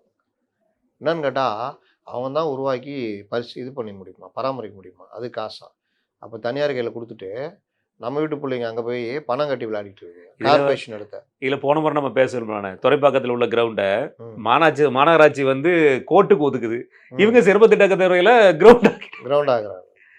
இவ்வளோ மூட்டிக்கிட்டு கிடக்குது. இந்த மாதிரி அப்புறம் மெட்ரோ ரயில் ப்ராஜெக்ட் இத கொண்டு வந்து போட்டு வைக்கிறது. ஆமா. இல்ல கார்ப்பரேஷன் குப்பை வண்டிங்க இருக்குல்ல, அத கொண்டு போய் அதோடைய ஷெட்டா மாத்துறது. மாத்துறது. இல்லாட்டி இந்த அரசு சார்ந்த விஷயங்கள்ல அத கொண்டு வந்து போட்டு வைக்கிறது. இல்லாட்டி பில்டிங்கே கட்டிடுறது கிரவுண்டில். இந்த மாதிரி தான் விளையாட்டு திடல்கள் அழிக்கப்படுது. பல இடங்களில் விளையாட்டு திடலில் நீ இல்லை. சென்னையில் எங்கே இருக்குது விளையாட்டு திடல்? அவன் கண்ணை உறுத்துதுங்க. அவன் பார்க்கும்போது கிரவுண்டாக பார்க்குறான். அது இடமோ ப்ளே கிரவுண்டாக பார்க்குறோம். ஆமா. அவன் கிரவுண்டாக பார்க்குறான். இவ்வளோ கிரவுண்டு இருக்குது, அதுவும் சிட்டிக்குள்ளே. இது போய் பசங்க விளையாடுறது இருக்கானுங்களே, இதில் நம்ம பில்டிங் கட்டினா இது பண்ணால் காம்ப்ளெக்ஸ் கட்டி விட்டா இப்படி போயிடுறான். இந்த மாதிரி மைண்ட் செட் உள்ள இந்த திராவிட கட்சிகள் இந்த இது வந்து தான் தமிழ்நாட்டில் அந்த ஸ்போர்ட்ஸு கீட்ஸுன்றதெல்லாம் சும்மா பேருக்கு. இந்த கிரிக்கெட்டுக்கு ஸ்போர்ட்ஸுக்கு உருவாக்குறது என்னங்க அது? நீங்கள் மற்ற ஸ்போர்ட்ஸுக்கெல்லாம் உருவாக்குனீங்க. கோயில்பட்டி இந்த சைட்லாம் ஹாக்கி பார்த்தீங்கன்னா ஒரு பெரிய இது. ஆமாம். அதுக்கப்புறம் எங்கள் ஜெயலலிதா தான் தொடங்கி வச்சாங்க. ராதாகிருஷ்ணன் ஸ்டேடியத்தில் செயற்கை அந்த புல்வெளி இது. அது வந்து பெரியது. ஏன்னா ஹாக்கிக்கு செயற்கை புல்வெளின்னு பார்த்தீங்கன்னா தமிழ்நாட்டில் இது ஒன்றும் அங்கே ஒன்று இருக்குன்னு நினைக்கிறேன், கோயில்பட்டி. பெரும்பாலும் வந்து அந்த இதுவே மற்ற எல்லா டிஸ்ட்ரிக்ட்லையும் கொண்டு வந்தாங்கன்னா இதில் ட்ரைனிங் எடுத்தாங்கன்னா நீங்கள் அடுத்தடுத்து போகலாம். ஸ்பான்சர் கிடைக்கிறது பெரிய பிரச்சனை. கிரிக்கெட்டுக்கு மட்டும் எல்லாம் துட்டை கொட்டி துட்டை இது பண்ணி பண்ணுறாங்க. இப்போ தான் ஃபுட்பாலுக்கு நீங்கள் சொன்னீங்களே பிரேசிலில் ஒப்பந்தம் அது கொஞ்சம் கீழே இறங்குச்சுன்னா ஃபுட்பாலுக்கான கிரவுண்டு மற்ற விஷயங்கள் வட சென்னைக்கு பெருசாக யூஸ் பண்ணலாம். ஆமாம். வட சென்னையில் இன்றைக்கி என்ன போராடிட்டு தான் இருக்காங்க, ஒன்றும் பெருசாக இல்லையா? இல்லை அதுலேயுமே இருக்குண்ணே. வட சென்னைக்கு வந்து 6000 கோடி ரூபா ஒதுக்கீடு பண்ணியிருக்காங்கன்னு சொல்லி சொல்கிறாங்க. வரலாற்றுலேயே இல்லாத சாதனைங்க. கூவம் சீரப்பு மாட்டாங்க. கூவம் சீரப்புக்கு பணம் கொட்டினே இருப்பாங்கல்ல, அதே மாதிரி இது கூவாத்தில் மண்ணள்ளி போடுற மாதிரி தான். அது அப்படியே தான் இருக்கும். வருஷம் பூரா ஒரு வண்டி உட்காந்து அள்ளிக்கிட்டு இருக்கும் பாருங்க. என்னன்னு கேட்டால் கூவம் சீரமைக்கிறேன். கூவத்து ஓரம் இருக்கிற நம்முடைய பூர்வகுடி மக்கள் எல்லாம் தூக்கி செம்மஞ்சேரி இதுன்னு போட்டாச்சு. பெரும்பாக்கம் அங்கே கொண்டு போட்டு இப்போ அவங்களுக்கு இங்கேயே ஏதாவது கட்டி கொடுத்து அவங்கள பண்ணணும்னு கிடையாது. இப்போ அவர்களையும் மறுகுடி அமர்த்தல் கொண்டு போயாச்சு. ஆனால் கூவங்கரையோரம் மற்றவன் பெரிய பில்டிங் கட்டுறான் எல்லாருமே. ஆனால் கூவங்கரையோரம் இங்கெல்லாம் நீர்வழி பாதையில் இருக்கக்கூடாதுன்னு அவங்கள காலி பண்ணிட்டாங்க. அதுலேயும் நம்ம ஆளுக்கு வாங்கிட்டு இடம் வாங்கிட்டு போகிறான். ஆமாம். அது நிலமே நம்ம அவங்கள ஒன்றுமே பண்ண முடியும். நீங்கள் வந்து கட்டுறவங்கலாம் பெரிய பில்டர்ஸுங்க. சைதாப்பேட்டில் கட்டியிருக்கானுங்க பாருங்க. அங்கே மட்டும் இது வரலையா கரையோரம்? அங்கே தான் பெருசாக பாதிச்சு. அப்போ வந்து பல இடங்களில் குறுக்குற ஏற்பாடும் நடக்குது. முகத்வாரம் வந்து இன்றைக்கும் அதுக்கான இதுவே கிடையாது. இன்னும் இவங்களுக்கு லாபம். பெரும் பேரிடர் இவங்க பீரியடில் நடக்கவே இல்லை. நடந்துருந்தால் தெரிஞ்சிருக்கும். ஒரே ஒரு 2023 லைட்டாக வந்து மழை பெஞ்சு தண்ணி தேங்கினதுக்கே இவங்க அப்படியே பல்லு இழிச்சது. அப்போ தான் இவங்களுடைய இயலாமையை ரொம்ப பேச ஆரம்பித்தாங்க. கார்பரேஷன், சென்னை கார்பரேஷன் ஆச்சு 4000 கோடிலாம். ஆமாம். அதற்கு பிறகு எந்த இதுவும் நடக்காதனால அந்த இது என்னன்னு கேட்டால், நாங்கள் 300 மோட்டார் பம்புகள், 200 டிராக்டர்கள், இத்தனை பைப்புகள், இதுதான் சாப்பாடு ரெடி பண்ணிட்டோம், ஸ்கூலை ரெடி பண்ணிட்டோம். அதுதான் வருஷம் பூரா இதுதான். ரைட்ண்ணே.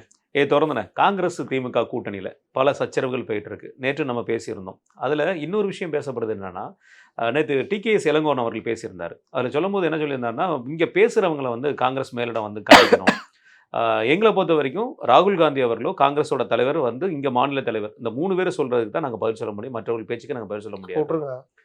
அதையும் கண்டிக்கணுங்கிற ஒரு வார்த்தையும் சொல்லியிருக்காங்க. விட்டுருங்களேன்.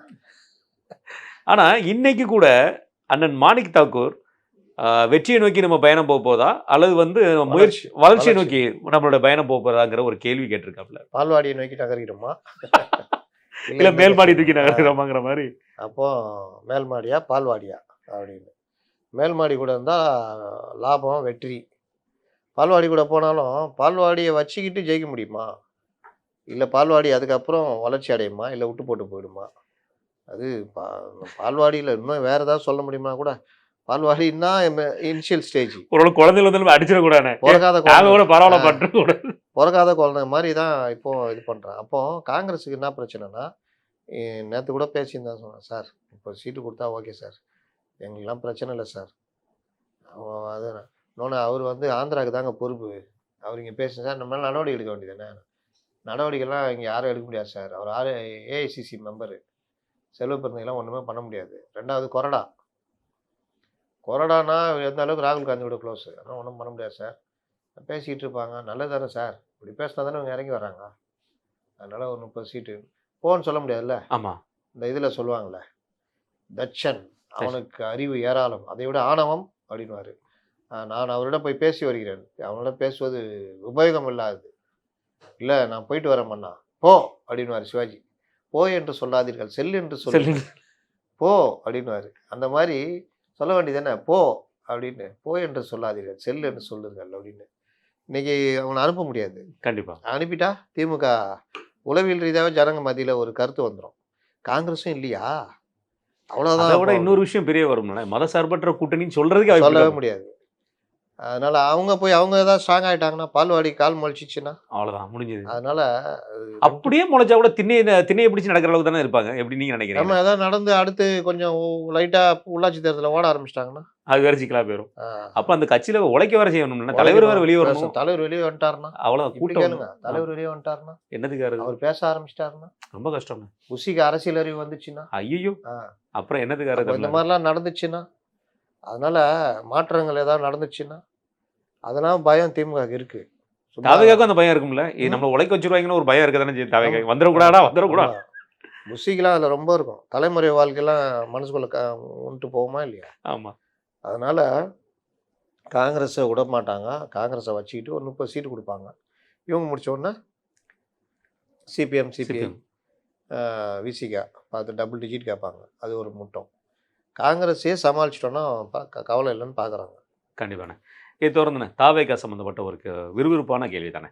இந்த எங்கள்கிட்ட விருப்ப மனு கேட்டோன்னு அவ்வளோ பேரும் வந்தாங்க. 50,000 அப்ளிகேஷன் வித்துட்டோம், 1,00,000 அப்ளிகேஷன் வித்துட்டோம், உலகத்திலே இதே மாதிரி ஒரு கட்சி இல்லை, அப்படி இப்படி உலகத்திலே இருக்காது, கிடையாது, எல்லாம் பேசினாங்க. திருப்பி விண்ணப்ப படிவத்தை 10,000 கொண்டு வந்து யாரா விண்ணப்பிக்க வருவானா, யாருமே இல்லை அப்படிங்கிற மாதிரி. சுண்டல் வைக்கிற மாதிரி 100 ரூபாய்க்கு வித்துட்டு 10,000 கொண்டு கட்டுறான்னா, வந்து வாங்கினவனுக்கு முதல்ல அது என்னன்னே தெரியல. வர சொன்னாங்க, வாங்கின கூட்டு தானே வந்தாங்க மாவட்ட செயலாளர். அப்போ வாங்கினவன் அவனுக்கு என்ன பைத்தியமா என்ன, அவனுக்கு 10,000 கொண்டு கட்டுறதுக்கு. சரி 10,000 கட்டி விருப்பம் ஒன்று கொடுத்துட்டாங்க.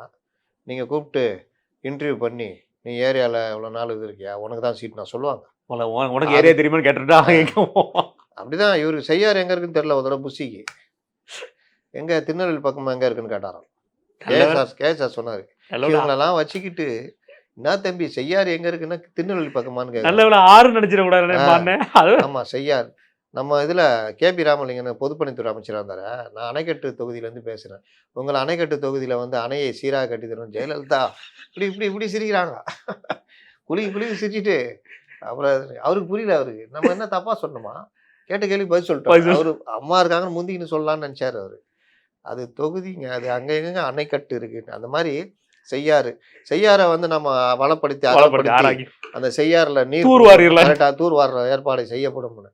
இதுக்கெல்லாம் பயந்து தான் வாயை திறக்கிறது இல்லை, தலையை மட்டும் அப்படியே ஆட்டினே இருக்குது. என்ன வேணா கேளு, நீங்கள் சொல்லுங்க, நீங்கள் சொல்லுங்க, நீங்கள் தான் சொல்லணும் இப்படியே. அதனால இந்த கட்சி வந்து 100 ரூபா வாங்கிட்டு போனவன் ஜாலிக்கு தான் வந்து வாங்கிட்டு போனான். இல்லை அவன்கிட்ட சொல்லியிருப்பாங்க, ஜனநாயகன் படத்துக்கு டிக்கெட்டு இதை ஃபார்மை காமிச்சேன்னா உனக்கு ஃப்ரீயாக பார்த்துக்கலாம், ஏதாவது ஒரு விஷயம் சொல்லி ஏதோ ஒன்று. கண்டிப்பாக இது தொடர்ந்துன்னு இந்த ராஜ்மோகன் அவர் கலந்துக்கிட்ட ஒரு மேடையில் ஒரு பெண்மணி வந்துட்டு பெருசாக நம்ம என்ன சொல்கிறது, ஒரு வீரவசனமாக பேசுனாங்க. ஆனால் ஃபுல்லாக இங்கிலீஷில் பேசுனாங்க. நான் என்ன கேட்குறேன், நீங்கள் ஒரு பொதுக்கூட்டம் நடத்துறீங்க, பப்ளிக் மேடை ஆயிடுச்சுன்னா நீங்கள் எப்படி அவங்கள்ட்ட மைக் கொடுப்பீங்க? ஏன்னா பைத்தியக்காரத்தனமா இல்லை? நாளைக்கு இதனால ஏதாவது திமுக சதி, அந்த சதி, இந்த சதினா என்ன கணக்கு? இது இதனால வரக்கூடிய விபரீதத்தை என்ன செய்வீங்க? காமெடி தானே, காமெடியா போச்சுல. ஒன்றும் பண்ண முடியல. லேடி ஆமா இவரு பின்னாடி நின்று வந்து கை கட்டி பேசதை விட்டு அந்த அம்மா பேச விட்டு கேட்கிட்டான். டக்குன்னு அவர் சேகோரா மாறிட்டாரு. அந்த அம்மா வந்து எனக்கு பேசி என் வீட்டுக்காரன் கூட நான் இல்லை இதா தாலி அப்படி இப்படி இருந்தேன். அப்புறமா ஒரு எஸ்ஐ அம்மா வந்து இவங்களை காப்பாற்றி விட்டாங்க. இல்லைன்னா ஆமா பேசலாம். அது கீழே வரைக்கும் கத்தின்னு போயினா இருக்குது. எங்கள் மாமியார் தொலைச்சிருவாங்க மாமியார் அப்படி இப்படின்னு. அப்புறமா இந்த ஒரு படம் சபாஸ் மீனான ஒரு படம் வரும். அதில் 2 சந்திரபாபு இருப்பாங்க. அதில் ஒரு சந்திரபாபு ரிக்ஷா ஓட்டுவார், கை ரிக்ஷா. இன்னொரு சந்திரபாபு சிவாஜியுடைய ஃப்ரெண்டாக இருப்பார். நான் இன்னும் கரெக்டாக சொல்லணும்னா கவுண்டமணியும் கார்த்தியும் நடித்த ஒரு படம். சரிண்ணே. அது சபாஸ் மீனா டைப் தான். அதாவது இவர் ஓனர் பையனாக இருப்பார், கூட இருக்கிற நண்பனை உள்ளத்தை அங்கே அனுப்பிச்சிடுவார், உள்ளத்தை அளித்தா. இவர் ஜாலியாக சுற்றுறதுக்காக. அதே மாதிரி சிவாஜி தான் ஓனர் பையன், அவர் வெளியில் ஜாலியாக சுற்றுறதுக்கு இந்த சந்திரபாபை சிவாஜி ரோலுக்கு அனுப்பிச்சிடுவாப்புல. இவர் பணக்கார வீட்டில் போய் இருப்பார். திடீர்னு வந்து ஆள் மாறாட்டம் ஆகிடும். இவர் ஒரு இடத்துல போவார், மாட்டிக்குவார். எது அந்த குடிசை குடிசை. பரிசு அங்கே பிடிச்சி உட்கார வச்சுருவாங்க. என்ன குழந்தை பேய் பிடிச்சிச்சின்னு சொல்லிட்டு கற்பூரெல்லாம் கொடுத்து தலைகளை தொங்க விட்ருவாங்க, இங்கேயே உட்கார கூடயே இருக்கணும்னு. இவர் ஆள்மாராட்டாய் இந்த பணக்கார வீட்டுக்கு வந்துடுவார். வந்தவுடனே சாப்பிடுவாப்புல, இவ்வளோ குமிச்சு வச்சு சாப்பிடுவாப்புல, உட்காந்து நல்லா இது மேலே ஏறி உட்காந்து சாப்பிடுவாப்புல. சரோஜாதேவி தான் ஜோடி அழுவாங்க. பாப்பா எதுக்கு அழுவுது அப்படின்னுவாப்புல. இல்லை இவ்வளோ கம்மியாக சாப்பிட்றாரு. இன்னைக்கு கொஞ்சம் இது மற்ற நாள்னா இன்னும் நல்லா சாப்பிடுவேன் அப்படின்னுவாப்புல. அப்புறம் சார் ரிக்ஷா சாப்பிட்டோன்னா அந்த ரிக்ஷாவை தள்ளணும், தள்ளோட ஃபீல் அப்படியே தள்ளுவாப்புல. தள்ளிக்கிட்டே இருந்தால் சிவாஜி அப்படியே வருவாப்புல. பார்த்துட்டு டேய் சேகர் என்னடா அப்படின்வாப்புல. இவர்கிட்ட வந்து யாரடா சேகர்ன்ற, ஒன்னதான்டா என்னடா ஆச்சு உனக்கு, டேய் சோறு போடுறவனா சொல்கிறான் தெரியுமா மாப்பிள்ளன்றான்டா, நீ என்னடா சேகர்ன்ற, மூஞ்சில ஒரே அடி சிவாஜிக்கு. சிவாஜி உடனே சட்டைக்கிட்டே போச்சுன்னு எல்லா வேலைக்காரெல்லாம் தடுத்துருவாங்க. கொஞ்சம் பெருசாக சொல்கிறேன், ஆனால் அதுக்கு காரணம் இருக்குது. சார் வைத்தியம் சார் அப்படின்வான் அந்த வேலைக்காரன். யாரா சந்திரபாபு. சந்திரபாபு நினச்சிக்காப்புல சிவாஜிக்கு இது நினச்சிக்கிட்டு, தம்பி பிரதர் சாரி பிரதர் ஏம்பா சொல்ல வேண்டியதானப்பா அப்படி. அந்த மாதிரி இவர் மேடை ஏற்றிட்டாரு அந்த அம்மாவை. ஏற்றின அப்புறம் தான் தெரியுது இந்த மேட்டை, அடா பாவீங்களா எனக்குன்னே வந்து வாப்பீங்களாடா அப்படின்னு. இந்த மாதிரி காமெடிலாம் ரோட்டில் போகிற யார் வேணாலும் மேடை ஏற்றுவீங்களான்னு கேட்குறேன். இது என்ன பழக்கம் இருக்குது? நாளைக்கு எவனோ ஒருத்தன் ஏறிட்டு வேற ஏதாவது கருத்தை சொல்லிட்டானா என்ன சிவா விஜய் திட்டு போயிட்டானா பண்ணுவேன், என்ன ஒண்ணுமே பண்ண முடியாது. இந்த இந்த லூசு பயலுங்கெல்லாம் சேர்ந்துட்டு கட்சி இதுல நடத்துறாங்க. வேற என்ன லைவ் வேற போடுறாங்க கொடுமையிலே. அது இதே அவன் விஜய் போனா கூட சரிங்களா, இதையும் லைவ் போட்டு அதை வேற பேச ஆரம்பிச்சிட்டாங்க. எங்களுக்கு பேஜ் வியூ வருது பாருங்க. 1 கோடி பேர் பார்க்க, 1 கோடி பேசாவிட்டாலும் பேச வைக்கிறோம், பேட்டி கொடுக்காவிட்டாலும் பார்க்க வைக்கிறோம், நடக்காவிட்டாலும் நடக்க வைக்கிறோம், சாப்பிடாவிட்டாலும் பசியை பற்றி இப்படியே தான். அடிவானே இதோட என்னோட இறுதி கேள்வினே, டிஆர் பாலு அவர்களுக்கும் அண்ணாமலை அவர்களுக்கும் வந்து ஒரு அவதூறு வழக்கு சைதாப்பேட்டை நீதிமன்றத்தில் நேற்று நடந்திருக்கு. டிஆர் பாலு அவர்களை வந்து அண்ணாமலை அவர்கள் வந்து குறுக்கு விசாரணை செஞ்சிருக்காரு. அவர் சொல்லும் போது இந்த மாதிரி ஒரு விஷயத்தை நான் தான் முதல்ல ஆரம்பிச்சிருக்கேன், இந்த மாதிரி மக்களும் பண்ணலாம் அப்படிங்கிற ஒரு விஷயத்தையும் சொல்லியிருக்காரு. ஏன் சுப்பிரமணிய சாமிலாம் பண்ணது இல்லையா, முதல்ல பண்ணாரா? ஆமாம் பேசுகிறார். பல்வேறு குற்றச்சாட்டுகள் வந்து டிஆர் பாலு மேலே இருக்கிற ஒரு விஷயத்தை பற்றி பேசியிருக்காங்க. அதுக்குண்டான விஷயத்தை நான் இப்போ நீதிமன்றம் வழக்கில் இருக்கேன்னு சொல்ல முடியாது அப்படின்னு சொல்லியிருக்காரு. இந்த வழக்கு விசாரணை எப்படி பார்க்குறீங்க? அவதூறு வழக்கை நீங்கள் பல்வேறு விஷயங்களை பார்த்துருப்பீங்க, பல கேஸை நீங்கள் ஃபாலோ பண்ணியிருப்பீங்க. இந்த கேஸ் எப்படி பார்க்குறீங்க? அவதூறு வழக்கு யார் போட்டாங்களோ அவங்க வந்து மேடை ஏறி இது அந்த கோர்ட்டில் இது பண்ணி சொல்லி தான் பண்ணணும், நேரடியாக தான் வரணும். அதுக்கு பிறகு வழக்கறிஞர் நடத்துவாங்க. இங்கே அவதூறு வழக்கு போட்டது டிஆர் பாலு, அதனால் அவர் கோர்ட்டு இதில் ஏற்றுவாங்க. ஓகே, வழக்கு போட்டவரை ஏற்றுவாங்க. அதனால தான் ரொம்ப பேர் வழக்கு போட்டு மிரட்டிட்டு விட்டுருவாங்க. அப்போ இதை சாக்கா பயன்படுத்தி இவர் பண்ணுறாரு. 2 பேரும் இவருக்கு அசிஸ்ட் பண்ணுறாங்க, பால்கணக்கு குமரகுரு அவர்களும். அது ஒரு பெரிய கான்வர்சேஷனை சமூக வலைதளத்தில் ஓடுது. அது உண்மையாக பொய்யா தெரியாது, பல விஷயங்கள் எனக்கு தெரியாதுன்னு சொன்ன மாதிரி இது. அந்த கார் என்னன்னு கூட எனக்கு தெரியாது, நிக்கிற கார்ல ஏறி போகும், கம்பெனி நடத்துறதே தெரியாதுட்டாப்ல. ஆமா, ஃபண்ட் வந்தது எப்படி இருந்துன்னு தெரியலட்டாப்ல. அந்த விஷயங்கள்லாம் உண்மையா பொய்யா நமக்கு தெரியாது. ஏன்னா சம்மந்தப்பட்ட அண்ணாமலையும் அது வந்து சப்ஜுடிஸ்ன்றதுனால நம்ம சொல்ல முடியாது, நீதிமன்ற விசாரணையில் இருக்கிறதுனால வெளில சொல்ல முடியாதுட்டாரு. இவங்க போட்டு அடிச்சு போட்டுன்னு இருக்காங்க, அதுதான் தெரில. இந்த சைடு எதிர்மனுவாக வந்து அண்ணாமலை வாட்சி கொண்டு எல்லாம் போட்டு இவர் வந்து அதுக்கான தகுதியானவர் கிடையாதுன்ற மாதிரிலாம் போட்டிருக்காங்க. அதனால் இந்த வழக்கை அண்ணாமலை பிரச்சாரமாக பயன்படுத்துவாரா என்ன பண்ணுறான்னு இனிமேல் தெரியாது, நடக்கும். இல்லை, அது ஏப்ரல் 7ஆம் தேதி வரை சொல்லியிருக்காங்க. ஏப்ரல் 7ஆம் தேதி எலெக்ஷன் டைம் வர இருக்க வாய்ப்புகள் இருக்கலாம். அப்போ ஒரு வாய்தா வாங்கிக்குவாங்க, தள்ளுபடி போகிறதுக்கு வாய்ப்பு. ஏன்டா வழக்கு போட்டோன்னு அவர் யோசிப்பார் கண்டிப்பாக. ஆனால் இந்த மூவ் வந்து அண்ணாமலை அவர்களுக்கு வந்து ஒரு விளம்பரப்படுத்துறதுக்கோ அல்லது வந்து தன்னை ஆளுமையப்படுத்துறதுக்கு வாய்ப்பு. இது யாரும் பண்ண மாட்டாங்கல்ல, இறங்கி பண்ணுறாருன்னா. உங்கள் மகனும் அமைச்சராக இருக்கிறார். ஆமாம், அமைச்சராக தான் இருக்கார், சிறப்பாக செயல்படுறார். அமைச்சராக இருக்காருன்னு சொல்லி நிறுத்திங்க, சிறப்பாக செயல்பட மக்கள் முடிக்கணும்னு கீழே முடிக்கிறாங்க கடைசி. ஆமாம், அப்படி ஒரு கான்வர்சேஷன் போச்சதா இல்லைன்னு தெரில. அப்போ அந்த மாதிரி நடந்துருந்தால் ஒரு இதுவாக தானே இருக்கும். கண்டிப்பாக அதுவே ஒரு பெரிய அட்வான்டேஜாக வாய்ப்பு இருக்கும். கண்டிப்பாக. நன்றி, நம்ம நேரத்தையும் கற்றுக்கலாம்.